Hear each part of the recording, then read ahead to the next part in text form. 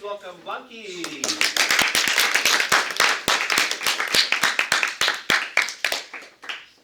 Hi, my name is Blanky, and I am a storyteller, so I decided for my explorations project I would create a pitch book. But first of all, what is a pitch book?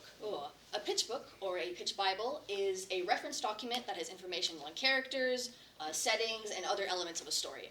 It's basically like a reference sheet, but in writing with some visual elements.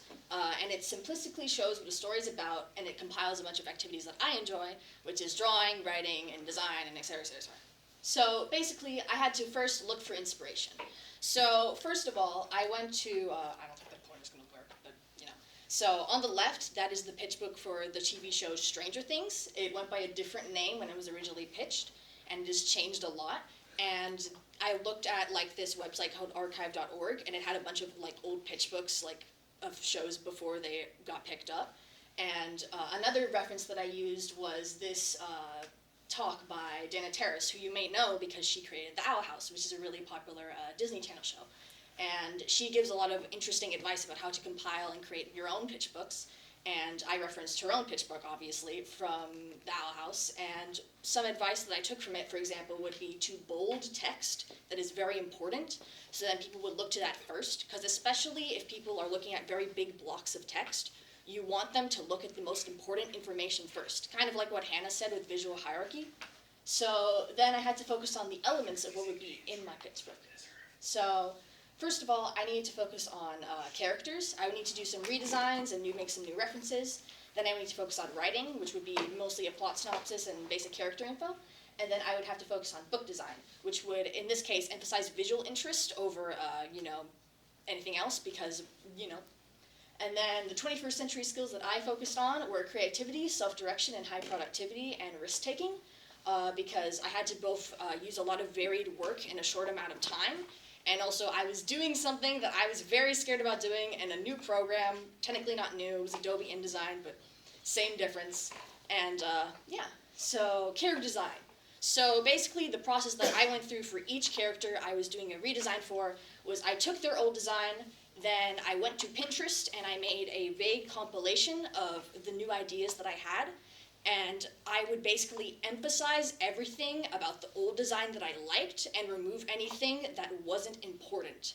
And then I would implement new details that would both emphasize their character more while also removing any clutter, basically. So then after I went to Pinterest, I went and made a concept on a base. A base is basically just like, it's just a blank character you can draw over. Simple. And then at the bottom, as you can see, if you're wondering what that block of color is, it's basically a common advice for creating color palettes, especially for characters, is to make a vague, like, little color blocking, because it both tests for contrast, and it tests to see that your character stands out and has a good color palette in general. So that's what I did for each concept design. And then I would make the final reference. So this is one example. This is another example where I did a different approach. As you can see, I integrated more darker colors into the new design. And then this is a different design that has changed a lot from its initial design, showing that some designs might change a little bit from its original concept, but some might change a lot. And then this is the lineup of all of the rough cuts for all the characters, the main characters that I created. This was all the rough cuts for the antagonists. And this is some of the rough cuts for the side characters. These are the final references for all of the main characters. Here are some more. Here are even more. Here are more. I did a lot of drawing, writing. So basically, I had a lot of plans for what I was going to write in. I did not get to all of them. I learned that it is more important to focus on what is absolutely essential first, rather than to focus on small little pretty things. Because if people want to know about your thing, they're probably going to ask you about it. So you don't have to add a little like pizzazz as long as it makes sense. So what I focused on was making a logline, which is basically like a two-sentence summary, and a synopsis. And then I focused on character summaries and relationship summaries, and that was basically it. And then book design. So the design I went for with my book was I went for a galaxy theme because the story of my setting is it has a lot of planet hopping in it. So I did a galaxy theme. For example, on the left is a character page. It has basically character reference, named, etc., and then bio. And then on the right is a basic map of all of the important locations in the story. And then the bottom has a color palette that I use throughout all of the book design.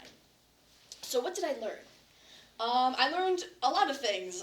First of all, do not try to make a big project in 2 weeks. The main reason I got so much done is because I started very early. I started working on this in March. So don't wait. If you want to do something big, that's great, but you need to plan accordingly. 2, don't stay stuck in one method. I had to do a lot of things that I don't normally do. I don't usually use bases to make concept designs, especially for like a final reference. I usually just go straight ahead. But I learned that by doing a concept first, it allowed me to iron out and feel less attached to the design and make changes as necessary. Which leads into 3, don't be perfectionistic. Mr. Flo talked about this, but it's important. You have to have a strong foundation first to even be able to polish it at all. You can't polish something that doesn't exist, so make it exist. 4, don't lose track of time.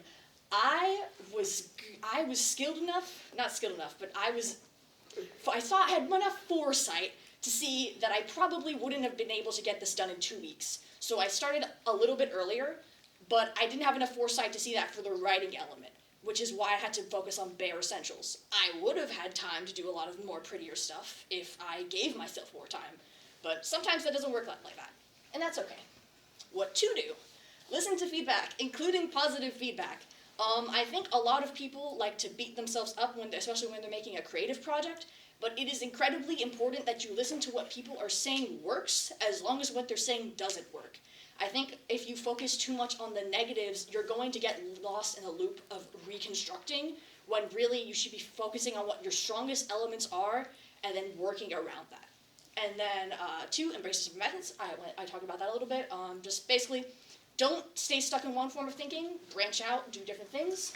3, emphasis is important. One of the problems that I have with this book design is that there's so much text. Don't do that. Sometimes it's good to be concise. I get it, you want to talk a lot, but in this specific case, it would have worked better if I just cut down on some of the clutter. And 4, start early. So this is the final product. There is an individual QR code if you want to flip through on your own. I put it onto a website that makes PDFs into like a little flip book thing. But there's also a video playing right now that's flipping through the book. You can't read anything because it's going ultra fast, but it's there. You can look at how pretty it is. I used Adobe InDesign to make everything. It was not very hard. I was afraid it would be. It was actually really nice. I like Adobe InDesign. Yay! Questions?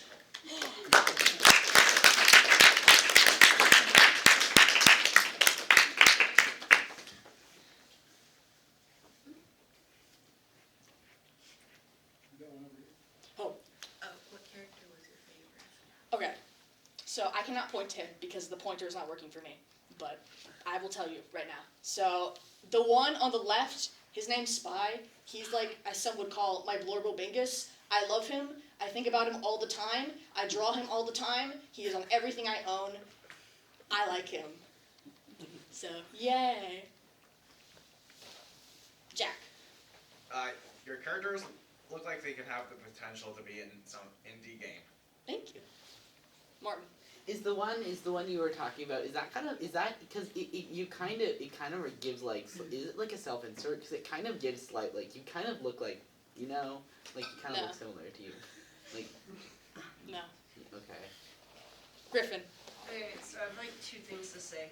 One is like, I feel like it's like minor witchcraft to be able to like InDesign. Yeah, honestly, are you okay? I pretty much. No, I'm sorry. I like it. It's fun. I like pretty it. much used it for the entire semester at this point, and it like sucks. No, it doesn't. You're so mean. Maybe you need to try different programs. It like sucks so bad. So like It's not that bad. good for you for being able to enjoy it. InDesign, no, it's not bad software. It's just annoying. It's annoying Good because luck. The second like major thing is like I really appreciated the like parts of design that you put into it.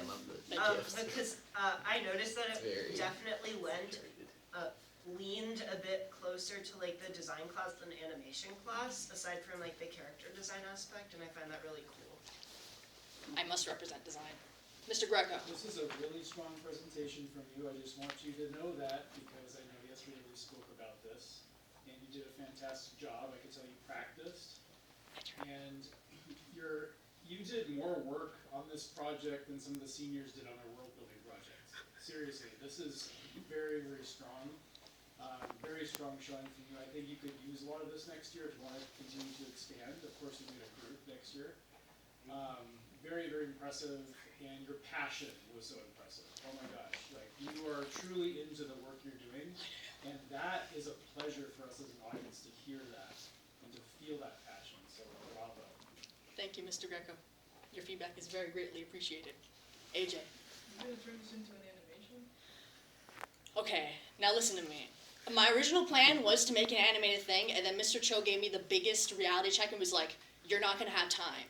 So next year, for my Zenith, I hope to do that, but we don't know. But they have been in things before. If you've seen any of my animation work, you probably recognize them because I've used them in animation for animation class before, but maybe, who knows?